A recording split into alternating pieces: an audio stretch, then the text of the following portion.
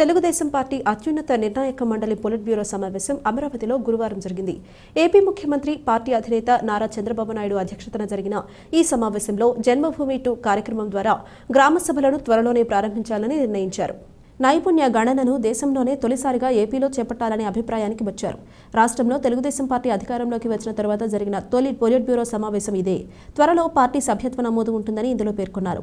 ₹100 సభ్యత్వ నమోదు రుసుముగా నిర్ణయించారు. పేదరిక నిర్మూలనపై సమావేశంలో విస్తృత చర్చ జరిగింది.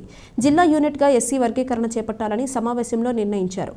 త్వరలోనే మొదటి దశ నామినేటెడ్ పదవుల భర్తీ చేపట్టాలనే అభిప్రాయానికి వచ్చారు. విశాఖ స్థానిక సంస్థల ఎమ్మెల్సీ ఎన్నికల్లో అభ్యర్థిత్వం ఖరారు తదితర విషయాలపై చర్చ జరిగింది.